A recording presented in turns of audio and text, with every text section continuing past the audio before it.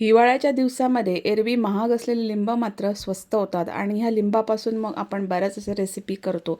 तर लिंबाची एक महत्त्वाची रेसिपी म्हणजे लोणचं. तर लिंबाचं दोन्ही प्रकारचं लोणचं केलं जातं. एक तर तिखट आणि दुसरं गोड. दोन्ही लोणची अप्रतिम असतात आणि तोंडाची चव वाढवणारी असतात. तर आजच्या व्हिडिओमध्ये आपण ही दोन्ही प्रकारची लोणची पारंपरिक पद्धतीने बघणार आहोत आणि तेलाचा एकही थेंब न वापरता वर्षानुवर्ष टिकणारी अशी ही दोन्ही प्रकारची लोणची आपण बघणार आहोत.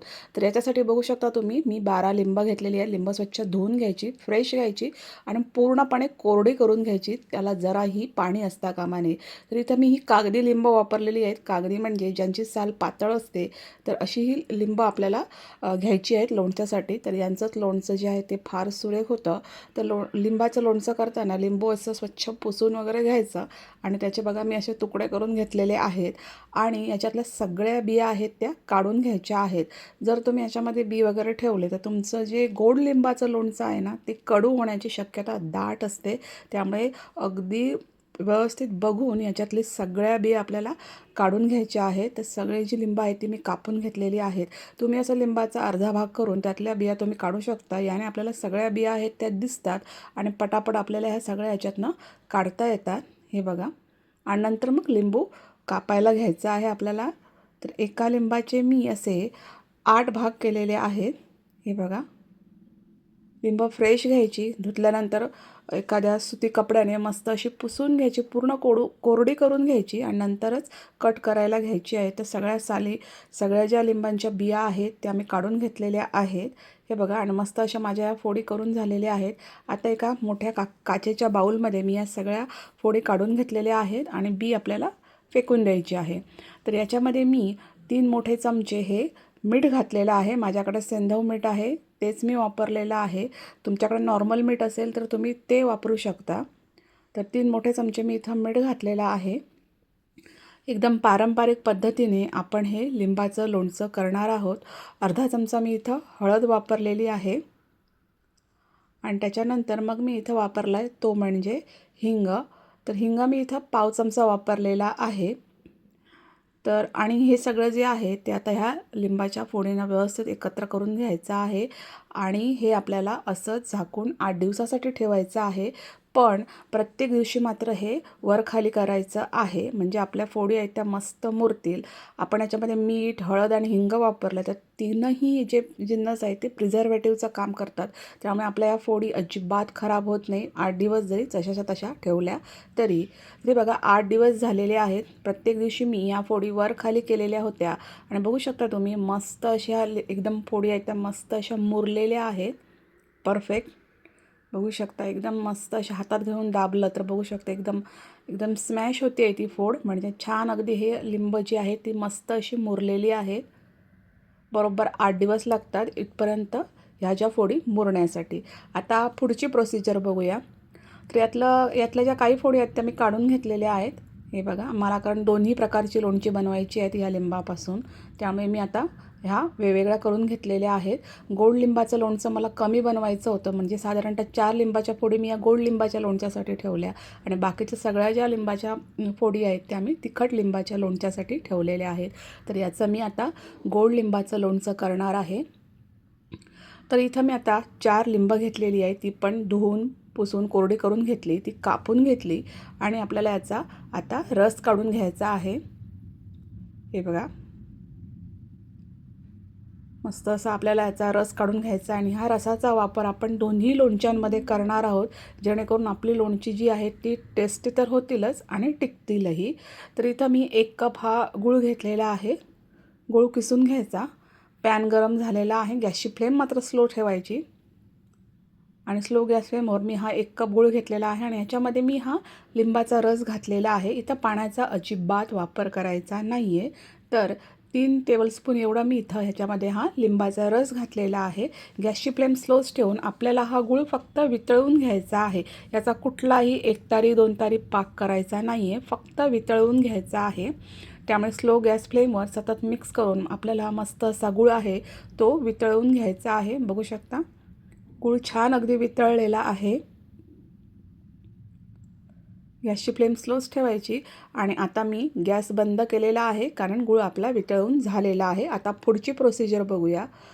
तर आता जे मी गोड लिंबाचं लोणचं करणार आहे त्याच्यामध्ये मी ही बेडगी मिरची पावडर घातलेली आहे. कलर खूप छान येतो. बेडगी मिरची पावडर वापरा किंवा काश्मीरी मिरची पावडर वापरा. तुम्हाला समजा हे लोणचं थोडंसं तिखट आवडत असेल तर प्लेन तिखट लाल मिरची पावडर पण याच्यामध्ये तुम्ही ॲड करू शकता. त्याची क्वांटिटी पावडर मिरचीची तुम्ही तुमच्या आवडीनुसार ठेवू शकता. आणि याच्यामध्ये मी जवळजवळ पाव चमचा हे सेंधव मीठ वापरलेलं आहे. याने टेस्ट खूप छान येते.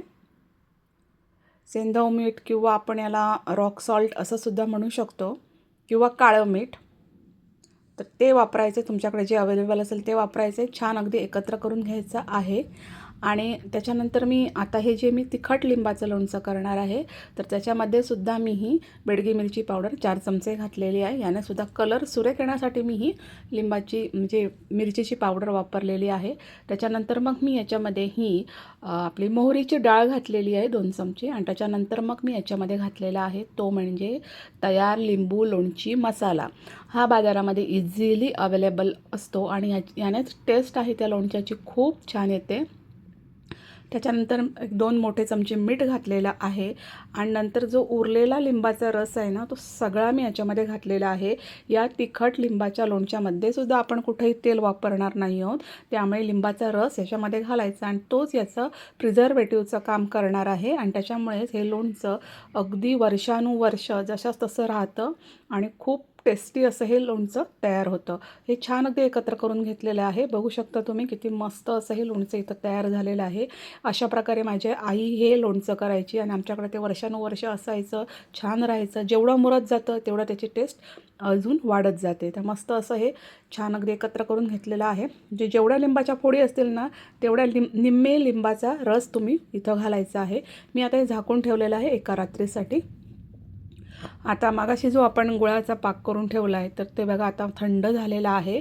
गुळ मस्तपैकी वितळलेला आहे. आपल्याला हा गार करून घ्यायचा आहे आणि नंतरच लिंबामध्ये घालायचा आहे. गरम अजिबात वापरायचा नाही. जर तुम्ही गरम गुळाचा पाक लिंबामध्ये वापरला तर तुमचं लोणचं जे आहे ते कडू होण्याची शक्यता खूप असते.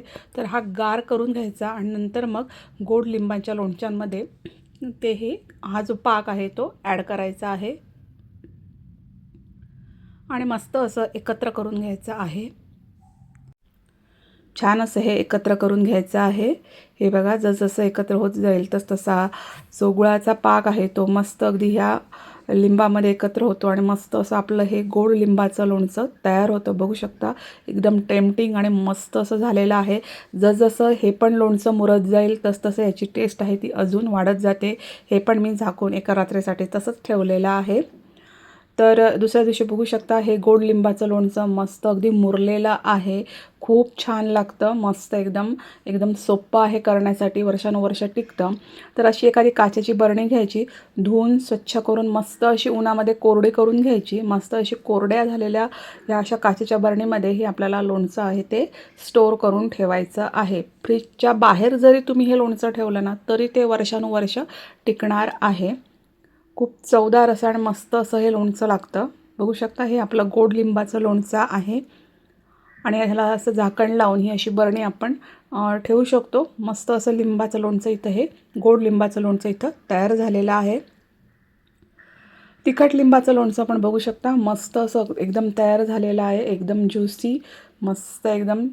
अगदी तुम्ही आजारी वगैरे पडला असाल आणि त्यावेळी जर तुम्हाला तोंडाची चव वगैरे गेली असेल तर त्यावेळी असं हे लोणचं घ्यायचं तर त्याने तोंडाची चव आहे ती येते.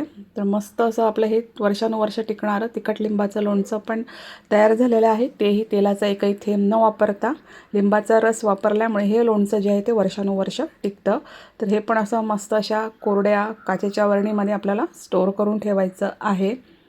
तर बघू शकता दोन्ही लिंबाची लोणची आहे ती मस्त अगदी अशी तयार झालेली आहेत.